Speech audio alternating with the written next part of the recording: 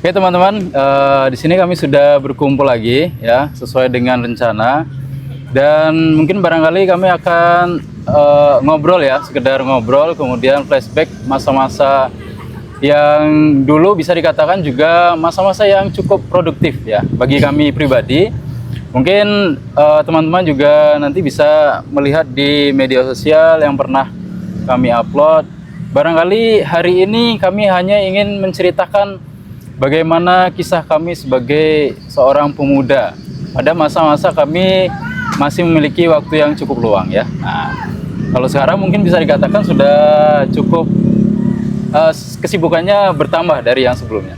Nah, jadi di sini kami berempat sesuai dengan ritme pergerakan, kemudian ritme perjuangan yang pernah kami alami. Biasanya masing-masing kami memiliki basic tersendiri yang diantaranya punya kapasitas yang mendukung dalam tim pengorganisasian. Jadi kami ini biasanya berkumpul dalam agenda-agenda aksi skala daerah ya, Arga Makmur maupun Kabupaten Bengkulu Utara. Nah, di sini sudah hadir sebelah saya Adi Siswanto, kemudian sebelahnya Abdi Prasetya, dan paling ujung Tommy Ramanda. Ini masing-masing di antara kami dalam agenda yang eksklusif ini kami akan menceritakan ya masa-masa perjalanan dan perjuangan kami dahulu. Dari yang paling dekat dengan saya terlebih dahulu ya, Bung Adi, Mas Adi ya. Kita sebenarnya ini hanya tema ya, tema dalam cakupan yang ringan, reuni. Tapi sebenarnya setiap hari masih cukup sering juga bertemu ya.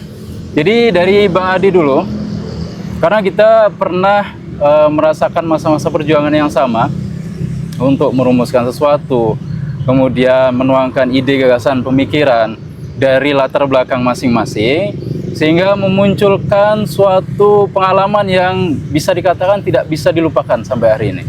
Karena berkaitan dengan masyarakat, kehidupan masyarakat, kemudian pola interaksi kita dalam bersosialisasi, juga dalam mengembangkan kemampuan kita sebagai seorang pemuda. Ini kan masa-masa yang bisa dikatakan bukan masa yang singkat, tapi masa yang cukup panjang juga dalam hitungan 3-4 tahun terakhir. Nah, jadi sebelum ke sana, kita boleh menceritakan apa motivasi dari masing-masing kita, kenapa masa itu bisa terjadi, kenapa bisa sampai di lokasi ini. Karena kan bisa dikatakan teman-teman hadir itu tanpa janjian sesuatu. Tiba-tiba datang, ada yang memberitahu, datang, komunikasi, kenalan, sampai hari ini bisa menjadi akrab seperti biasanya. Nah, jadi dari Bang Adi, silakan sampaikan dulu motivasinya bisa menggeluti dunia pergerakan.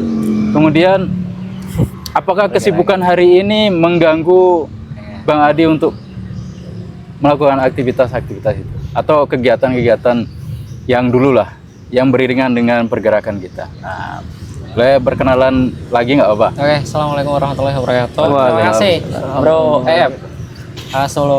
Sebelumnya kita sudah sering diskusi sharing bareng. Cuman part kali ini tuh memang bener-bener schedule atau rencana yang kita rencanain di Bundaran yang sempat terjadi. Alhamdulillah sekarang kita bisa ngobrol lagi, bisa sharing lagi, dan bisa ngomongin tentang pergerakan dari 3 atau 5 tahun ke belakang yang ada di Bengkulu Utara. Menarik nih Bung Ef. Sebelumnya ya alhamdulillah awal kenal dengan teman-teman di Arga Makmur, khususnya Bung Ef dan kawan-kawan itu, kalau saya pribadi singkat aja dulu ya. Mungkin di 2021 saya awal kenal Bang Ef. Semenjak COVID saya sering sowan, sering ngobrol di rumah beliau, cerita-cerita sama bapak beliau. Akhirnya ada nih pergerakan atau kegiatan komunitas pemuda di Arga Makmur melalui awalnya bapak beliau nyinggung-nyinggung cerita-cerita.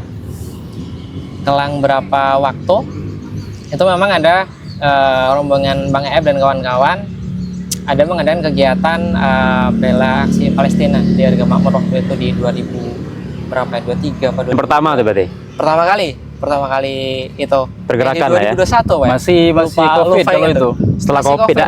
Enggak sebelum ya? Enggak, kalau masih 21 masih ada enggak. pembatasan kegiatan. 20 yang pertama. lockdown gitu. Iya. Setelah lockdown kan. Nah, setelah itu di 2022 kalau nggak salah, Bro, Bung Tommy sama Bro Abdi, itu saya dapat WA dari EF di akhir 2021. Gimana ini, Bro Adi bisa ikutan gabung nggak nih di kegiatan kita? Kegiatan apa ini, Bang? Kata Bang EF itu kegiatan ya adalah kegiatan pemuda yang mungkin kita akan ada pergerakan sedikit, pergerakan-pergerakan yang mungkin bisa menumbuhkan untuk saling belajar, saling berbagi dalam satu lingkup, yaitu organisasi pada waktu itu di akhir 2021. Kemudian saya dapat undangan di awal 2022, yaitu launching atau peresmian Oh itu. organisasi itu ya, pemuda. Rafflesia Muda. Ya, Rafflesia Muda Bengkulu Utara di Harga Makmur, Ya. tepatnya di Di salah satu tempat di Harga Makmur. di Harga Makmur. Kemudian setelah ikut berkecimpung, alhamdulillah dilibatkan juga dengan Bro F, dengan Bang F di kegiatannya, alhamdulillah. Dan hari demi hari, bulan demi bulan mengikuti kegiatan, alhamdulillah bisa sharing, bisa bertumbuh, bisa denger cerita dari masing-masing kita nih, dari masalah-masalah sosial yang kita punya dari masing-masing kita. Kalau kita ketemu, kita sharing, kita ngobrol, kita menemukan titik temu nih, kira-kira kita mau bikin kegiatan seperti apa yang sekiranya bisa society atau masyarakat kita rasakan. Itu sih Sampai hari ini Dan ya. sampai sekarang alhamdulillah masih bersemangat. Jadi kira-kira awal dulu itu penyebabnya apa bisa sampai sekarang? Trigger. Ya, yang menjadi trigger ya, itu Kecintaan kah? enggak, awalnya memang dari bentuk karena keresahan, keresahan sosial, Keresahan. keresahan dari sosial pribadi yang mungkin pengen diluangkan di situ. Nah, qadarullah memang kita sempat ngobrol, sempat sharing, Panggilan hati berarti. panggilan hati, betul. Untuk apa sih organisasi ini waktu itu? Oke. Sebelum lebih jauh teman-teman, jadi dulu ya, kalau sekarang udah trio ini. Kalau dulu ini Bang Adi sama Bang Abdi, ini yang berangkat dari kecamatan berbeda. Seberang Jaya. lah, seberang. Kemudian ya seberang ya. Saya dengan Pak Tommy dari Argamur, tapi sekarang sudah mulai ngikut nih Pak Tominya, sudah bergeser. Sudah saya bawa pula ya? Sudah mulai menyeberang juga beliau. Sudah mulai menyeberang Jadi, juga. Saya sendiri dari Argamur. Nah, itu dari Bung Adi tadi. Sekilas dia berawal dari panggilan nurani. Karena mungkin kehidupan teman-teman di kecamatan seberang itu ya cukup memiliki budaya yang berbeda ya di antara pemudanya dengan tempat yang lain, sehingga beliau ini merasa harus berani mencoba, berani berkorban untuk mencari sesuatu yang baru di tempat lain, begitu. Sehingga beliau menemukan sebuah ladang, sebuah tempat untuk saling bertukar pikiran dan menuangkan tenaganya untuk kebaikan. Nah, itu sekilas dari Bung Adi. Tentunya di antara mereka punya basic masing-masing, yang mungkin Bang Adi ini kesukaannya, kecintaannya lebih kepada sastra, Roman ya, sih. romansa. Kemudian Bung Abdi ini lebih ke FOMO in loyalitas FOMO aja, dan royalitasnya dalam setiap pergerakan sungguh luar biasa. Kemudian Bung Tommy pada masa itu di media. Nah, sekarang kita lanjut dulu ke Bung Tommy. Bung Tommy ini kan juga termasuk yang masuk di pertengahan ya, pertengahan di generasi pertama. Beliau juga tentunya bukan kebetulan tapi memang sesuatu panggilan itu sudah sampai kepada beliau. Mungkin bisa dijelaskan oleh Pak Tommy sendiri tentang apa yang melatar belakangi sehingga dirinya bisa terbawa sampai jauh ini. Mungkin barangkali ada perubahan dari yang dulunya belum ketemu kita, kemudian sampai sekarang, sampai di hari ini. Dari dulu udah bandel sih emang, Dak. Ah, udah. Dari dulu kan udah nakal, coy. Ah. Ya sama sih sama kayak Adi. Dari keresahan kayak stagnan. Stagnan ya? Di daerah ini kayak stuck, jadi kok nggak ada pergerakan. Nah, beda sama kayak di kota kan. Beda. Rombongan Kota Bengkulu Denny, ya? rombongan Hamzah dulu kan Iya. sempat kok mereka aktif tuh di sosmed, sedangkan Kita yang di Bengkulu sini. Utara nih kok Kita di Utara sepi-sepi aja gitu. Akhirnya ya antum kan ngontek, ada pergerakan, ada aksi segala macam. Kebetulan juga di bidang media, waktu itu butuh untuk di media. Jadi ya pikir saya kenapa tidak kan? Karena mungkin waktu itu juga masih sepi, sekosong kan, masih banyak peluangnya gitu. Kenapa tidak sih? Jadi ingin awalnya pengen coba-coba, jujur pengen coba-coba, ternyata seru juga jadi inisiator suatu pergerakan atau suatu aksi gitu bisa dibilang ya. Itu Jadi- sih mungkin awalnya keresahan, intinya awal dari keresahan. Oh, intinya berangkat dari keresahan, kemudian tujuannya untuk memberikan manfaat yang sebesar-besarnya ya, Salah satu niatnya itu juga untuk itu juga. untuk masyarakat ya. Karena kita mungkin ya melihat tempat lain tadi, daerah lain dengan sedemikian level yang setara, kuantitas yang sama, kualitas yang sama, kenapa di tempat kita nggak ada pergerakan? Seperti itu. Berangkat dari kemirisan itu, ya kita membedakan dengan tempat lain yang kegiatannya jauh lebih banyak daripada tempat kita, sehingga kita mencoba memaksimalkan kesetaraan itu agar di tempat kita juga bukan sekedar ada kegiatan, tapi kita berdampak untuk masyarakat, memberikan manfaat yang sebesar. Nah, ini sama Bung Abdi ya, Bang Abdi.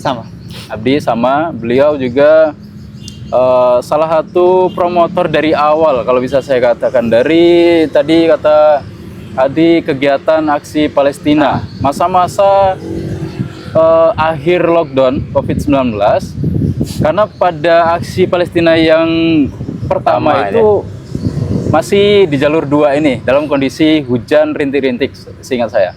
Nah, pada masa itu belum ada mobil komando, kemudian masanya masih sedikit. Nah, itulah yang mencirikan masa-masa aksi pertama di COVID-19. Kemudian aksi kedua dan ketiga itu kalau tidak salah sudah menggunakan mobil komando. Dan galang dananya lebih banyak lagi, lebih meluas lagi. Termasuk Komando Bengkulu Utara. Nah, jadi dari Bung Abdi, apa yang Abdi rasakan sehingga mau mengikuti ataupun melibatkan diri di kegiatan-kegiatan sosial seperti ini? Karena kan ini nggak ada gajinya. Iya, sibuk gitu kan. juga. Kebun banyak ini, Nah, kebun banyak. kamu bisa mau nih. Nih, Ya karena tersentuh di hati lah Pak.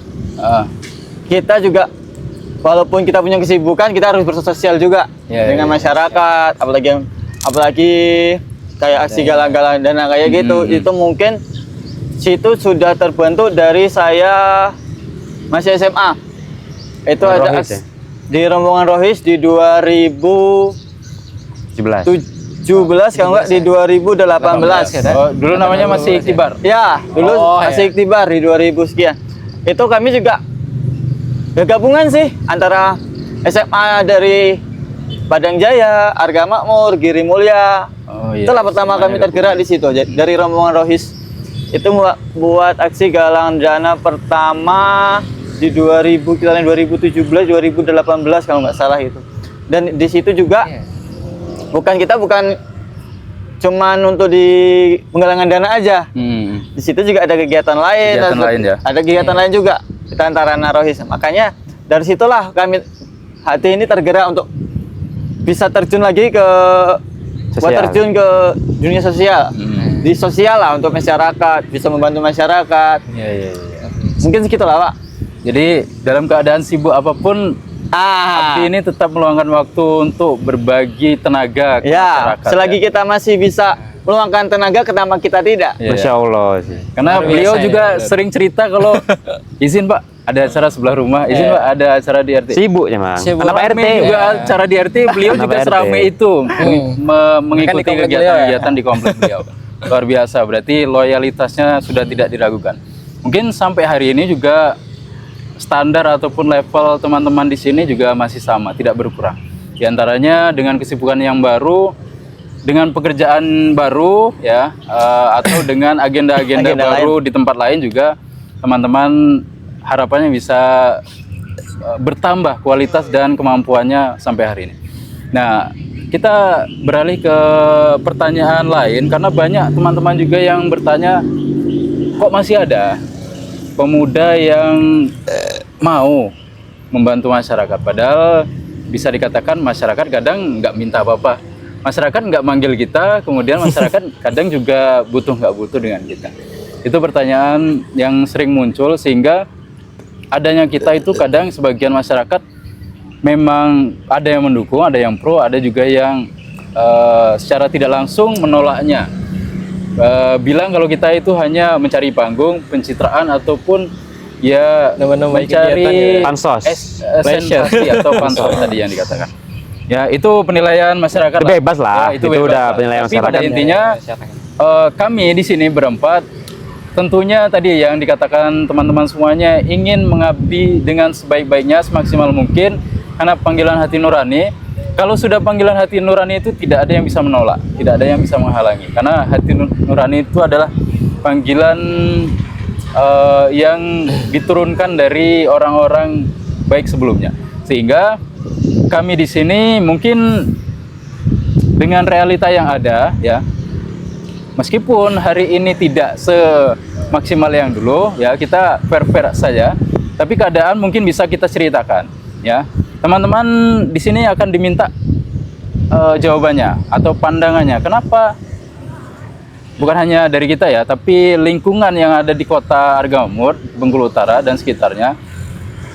Saya pribadi menganggapnya agak sedikit menurun skala pergerakannya atau aktivitas kepemudaannya. Ya benar. Ya, baik itu secara ilmiah maupun sosial.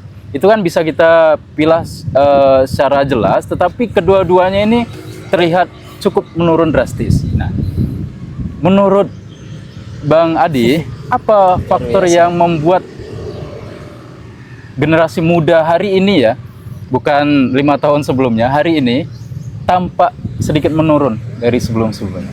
Ya, izin Mbak F. Yang pertama, barangkali aku akan ke Tapi sana, benar nggak itu menurun? ya, dan itu kami juga merasakan ya, dari kita juga banyak yang merasakan. Tapi sebelum ke sana aku mau ngobrol atau mau bicara yang tadi sebelum sempat terjeda, belum sempat ngobrol. Jadi dari apa yang disampaikan oleh Bang Tommy, Bang Abdi, Pak Bung Eb dan saya mungkin mengikuti kegiatan yang luar biasa, menjadi selain panggilan nurani juga memang ada apa ya, semacam orientasi nilai lah. Ada nilai-nilai yang mungkin kita yakini di dalam sebuah perkumpulan atau lingkungan ini kita bisa membentuk sebuah kebermanfaatan yang luar biasa. Itu yang pertama. Terus yang kedua, di Bengkulu Utara ini banyak orang-orang hebat, Bang Eb. Iya. Orang-orang hebat yang mungkin kita ini nggak ngerti. Oh ternyata di Bengkulu Utara banyak loh orang-orang yang mungkin berpendidikan di luar negeri, mungkin di Arab Saudi seperti beberapa waktu lalu yang sempat kita sharing ya. Iya. Nah itu kan bisa apa ya, seenggaknya membantu teman-teman atau adik-adik kita yang mungkin pengen apa, sharing-sharing pendidikan ke luar negeri. Kita nih ada nih orang-orangnya nih yang bisa kita ajak sharing. Itu yang pertama. Dan kebermanfaatan lainnya untuk kita pemuda, masyarakat dan masyarakat luas, itu yang kedua. Terus yang ditanyakan tadi oleh Bang EF, mungkin yang menurun ya Bang ya, Faktornya. faktor yang menurun di khususnya di daerah-daerah. Dan ya saya yakin nggak hanya di tempat kita ya, nggak hanya di utara, mungkin di luar daerah kita juga begitu. Jadi itu salah satunya Bang EF. Yang pertama memang kita ini nggak ngerti bahwa di utara ini banyak orang-orang hebat. Mungkin salah satunya ya dari pandangan sedikit pemandanganku, yang orang-orang hebat yang mungkin kita nggak jadi satu, belum ada rumahnya nih di Bengkulu Utara untuk kita melakukan sebuah ini loh, ada kegiatan-kegiatan ini loh, ada sesuatu yang mungkin bisa kita menjadi terobosan nih, alternatif yang mungkin kita resahkan dari keresahan-keresahan kita yang ada di sebagai pemuda ataupun sebagai masyarakat. Itu yang kedua. Terus mungkin untuk apa tadi Bung faktor ya, mungkin yang menjadi faktor salah satunya ya sudah jarang berkumpul untuk diskusi, untuk berkumpul di daerah mungkin ya, bahwa di daerah ini ada kegiatan-kegiatan yang luar biasa loh sebenarnya, yang bisa di-up gitu, yang bisa kita misalkan ada tempat kumpul, ada tempat-tempat apabila kita liko gitu mungkin ya, acara-acara atau kegiatan yang mungkin kita bisa sharing atau ngopi bareng, itu sudah sangat jarang sekali di Bengkulu Utara. Itu mungkin yang menjadi faktor pertama. Terus yang kedua, barangkali perilaku yang mungkin agak acuh juga sih Bung Ep, tentang keresahan sosial kita. Jadi ada apatis sosial, apatis di era mungkin digitalisasi mungkin ya. Jadi kita terlalu banyak terpengaruh oleh digital, ya. media digital. Kita bisa lihat tuh di rumah aja ngapain sih keluar gitu kan. Kita nggak cross check langsung gitu loh ke lokasi apa sih yang sebenarnya terjadi gitu sih. Kurangnya kedalaman ya kita untuk ngikutin atau kita nggak punya trigger nih di era kemajuan digitalisasi, sedangkan kita ya kayak terpedaya gitu dinambokkan dengan teknologi itu nggak punya trigger yang lebih kuat lagi gitu Bang F. Oke. Mungkin Tadi salah satu yang disebutkan Adi tadi, kenapa bisa menurun karena kurangnya interaksi kita. Iya. Kita mungkin di antara semua pemuda di kota kita ini, mungkin ada yang berpendidikan tinggi, kemudian kemampuan yang sungguh luar biasa dari bidangnya masing-masing. Tapi karena tidak bertemu saja, sehingga tidak ada momentum yang menyatukan visi dan misi itu. Nah, walaupun sudah pernah kita coba sebelumnya, mungkin hari ini kembali buyar, bisa dikatakan ikatannya mulai terbuyar lagi. Tapi tadi dikatakan karena Bang Abdi sudah mengatakan, walaupun saya sibuk, saya sempat bisa meluangkan waktu dengan semaksimal mungkin. Artinya sebenarnya kalau kita bicara tentang kesibukan, mungkin kesibukan bukan jadi halangan. Kalau alasannya kesibukan, ataupun bisa dikatakan yang terakhir tadi karena pengaruh gadget, media digital, bisa jadi karena sudah mungkin saking asyiknya dengan media digital yang dimiliki, sudah terpenuhi semua dalam rumahnya, kehidupan sehari-hari, sehingga tidak butuh lagi orang lain atau validasi dari orang lain. Nah, hidupnya di antara dunia cyber atau dunia maya. Mungkin Tommy bisa memberikan pendapat. Sebenarnya kan beberapa orang juga berpikiran saya tidak ada basic di sana tentang organisasi. Tapi kan menurut Bang Tommy kadang-kadang dia bilang orang itu nggak mesti di organisasi untuk berperan, di tempat lain juga bisa. Nah, gimana menurut Bang Tommy kalau ada yang berpikiran saya nggak bisa di sana, saya nggak usah lah? Sebenarnya istilahnya kayak kita tuh mungkin kita berjihad kan di jalan Allah atau memperjuangkan kebaikan, memperjuangkan kebaikan kan. Jadi kan di situ kan banyak pos-posnya tuh bisa dibilang tuh kan. Nah, banyak jalannya. Misalkan ingin ke satu tempat tuh ada banyak gang-gangnya lah. Banyak jalurnya ya. Yang jalurnya benar. Jadi ya kalau aku sih niatnya sekecil apapun yang kita berikan itu pasti akan tercatat dengan kebaikan insya Allah. Jadi jangan ragu aja sih. Misalkan aku cuma bisa bawa motor kenceng, nggak apa-apa jadi tim ini. Ya, itu berarti kan saya jalanan. Ya. Angkat air minum, antar minum, antar surat-surat segala macam, kayak punya moto di konten TikTok bisa jadi di media gitu kan. Jadi ya kayaknya nggak ada alasan sih untuk nggak bisa berperan gitu, karena sekecil apapun pasti itu setiap orang tuh ada kelebihannya masing-masing lah. Ada agak apa ya, gimana ya maksudnya nih, termasuk ada wadahnya sendiri lah dia misalnya meskipun tidak di wadah kita yang sama. Ya, cobalah di tempat yang lain, ya, tetap bisa meluangkan waktu, maksimalkan kemampuan masing-masing.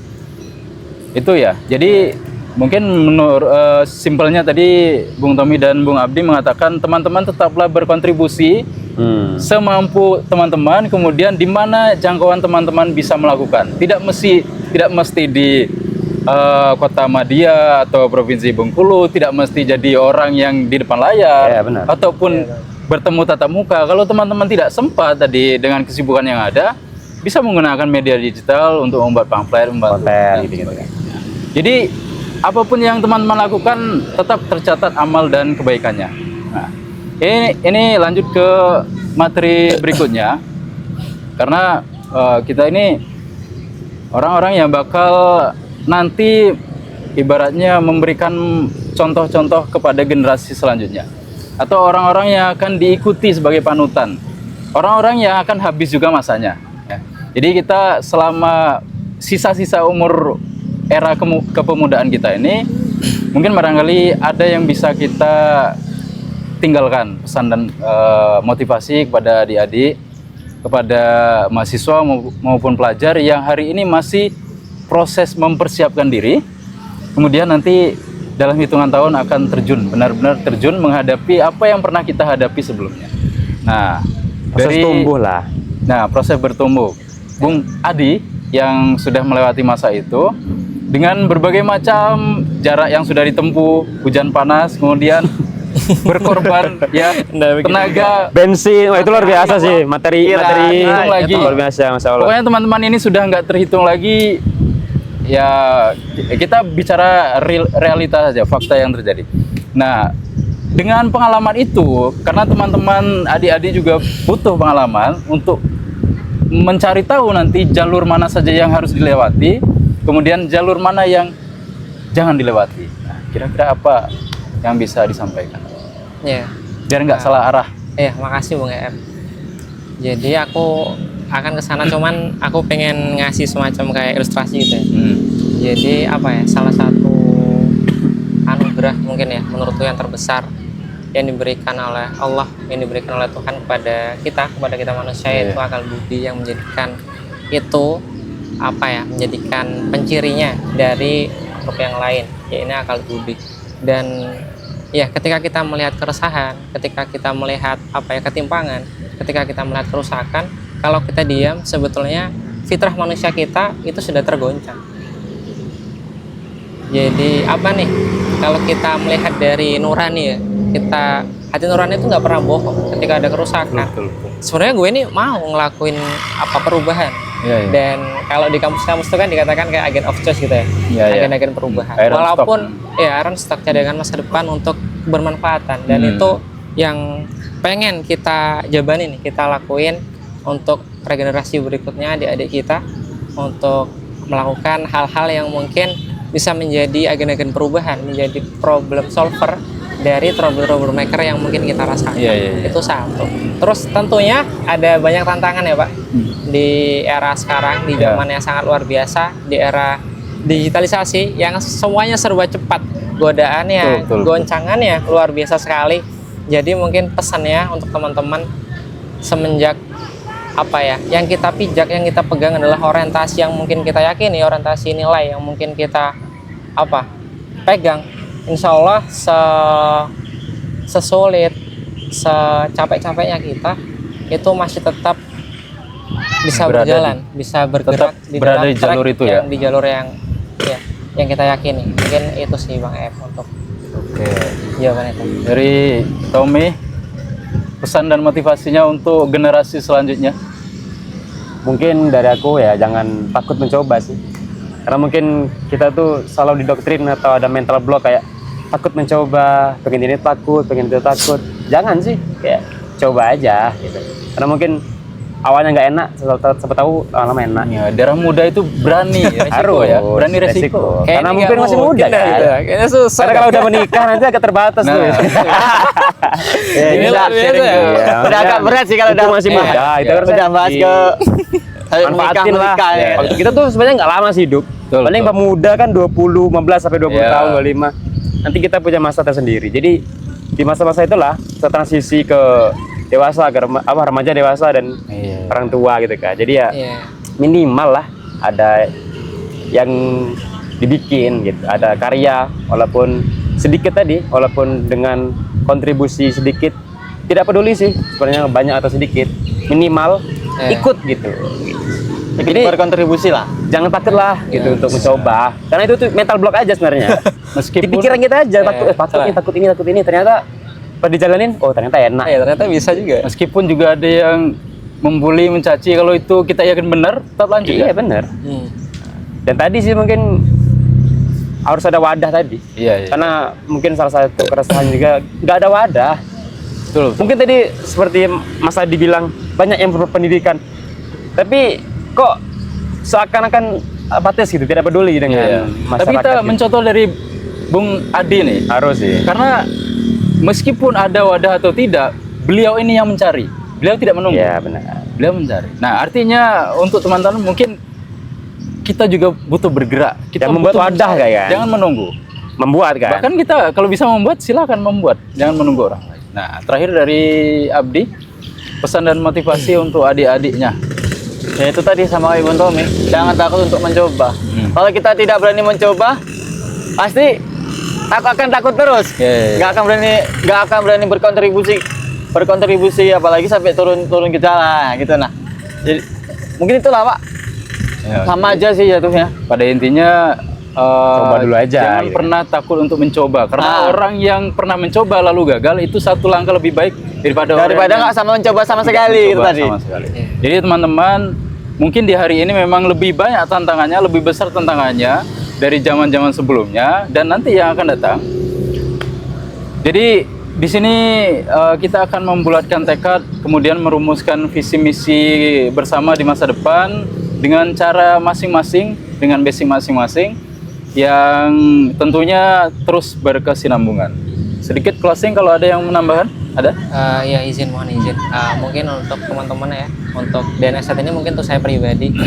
Jadi karena kita di sini niatnya untuk bertumbuh, untuk berubah, untuk belajar. Semoga teman-teman yang mungkin meniatkan segala sesuatunya untuk belajar, untuk perubahan itu tidak surut. Tidak surut semangatnya apapun situasi dan kondisi yang sedang dihadapi. Semoga ya kita bisa jadiin setiap tempat adalah sekolah, setiap orang kita bisa ngobrol, kita bisa menjadikan guru, dan setiap kejadian sebagai evaluasi, sebagai pembelajaran yang mungkin untuk menjadi manusia yang lebih baik. Ya menjadi manusia, menjadi hamba. Ya vertikal ya horizontal. Jadi seimbang. Mungkin itu sih, Oke, terima kasih. Sudah cukup? Mungkin cukup. Oke, terima kasih atas waktunya. Jadi pada intinya sebagai seorang pemuda di masa-masa muda itu adalah masa perjuangan, di mana darah muda adalah darah yang tidak pernah takut dengan ancaman, tidak pernah takut dengan kematian. Maka teman-teman lakukanlah sesuatu yang baik, lakukanlah sesuatu yang bermanfaat, karena banyak orang-orang yang sudah melewati usia kita itu hidup dengan penuh penyesalan karena masa mudanya tidak dimanfaatkan, tidak dimaksimalkan dengan sebaik mungkin. Itulah pesan dari kami, sehingga apapun kesibukan dan tantangan kita hari ini, seorang aktivis tetaplah aktivis, kemudian mampu menyesuaikan dengan tantangan zaman yang akan datang.